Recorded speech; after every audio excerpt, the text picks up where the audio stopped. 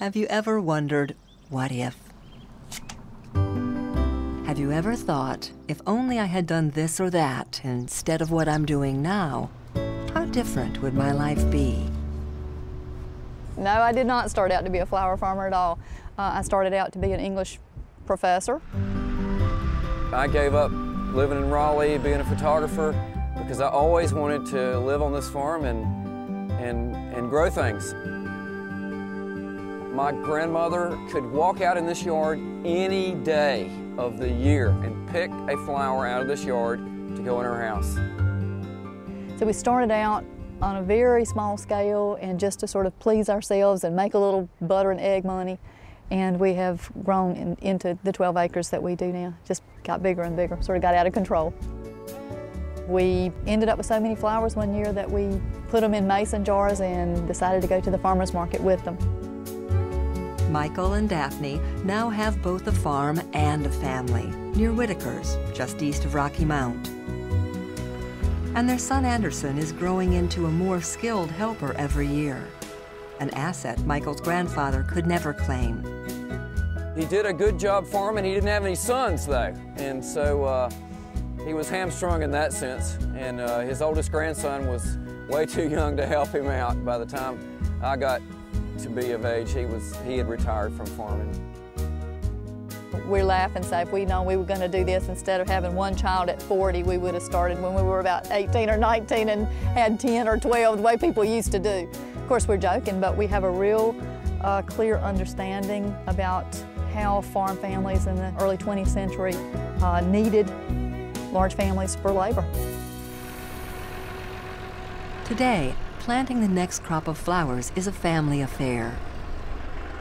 I will take the tractor and the disc and break up the land, tear up the land, get it in good condition.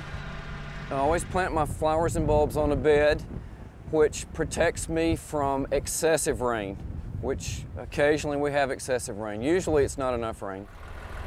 Michael and Daphne have found ingenious new ways to adapt equipment his grandfather's generation may have used and make planting a whole lot easier. You just can't imagine. We used to do all this stuff by hand. Walking along with a little, it was called a dibble, a stick with a point, the shape of this, and we'd walk along and dibble down the row and poke it in, and we've used a lot of old tobacco technology to make this thing work. Often, the O'Briens are planting one crop while harvesting another. It's a continuously overlapping cycle that begins early in the year and continues through summer's end. And it turns out that you can't just pick a flower anytime it suits you. There is an optimum time to pick a flower. You have to make a judgment as you go down the field every time. Do you think that was too tight? No, I'd pick it. Go ahead. Yeah. There's a day when it's too young, there's a day when it's too old. We have almost 15 years of experience, and so we've come to learn the decisive moment for picking a flower, and we try to get every flower that goes to our customer at that time. Generally, our customers get just the flowers with a rubber band around the bottom and some flower food on it. But we're beginning to do more and more commercial customers, and a few of those require that the flowers be arranged. And I like a big mass of color. And I want them to hang over the side of the vase a little bit, and I want to be certain that they look pretty from all sides. These vases are going in the center of tables, and so, you know, you don't want a flat side somewhere.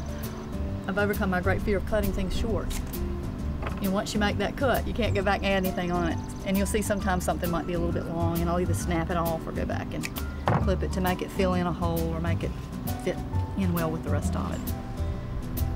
And so Daphne does a really fabulous job of arranging flowers. Despite being an English major, she has a knack for arranging flowers. And I suppose I have a knack for growing them. Of course, the goal of all this is a satisfied customer, getting personally delivered bundles of whatever is in perfect bloom. What we do primarily is a subscription delivery service. And so we try to take our customers something different each week, or at least a different color. How are you? Great, how are you? Good, last of the tulips. Oh, you're so beautiful. I hope you've enjoyed them. We'll look to see what they got the week before. We'll look in the fields and see what's blooming, what's at its peak, what's the top quality flower. The rhythms of the earth either sing to you or not, and it's apparent that our former photographer and his English major wife have fallen rather naturally into the groove of life on a flower farm. I've been really surprised at the reward I've gotten being outdoors.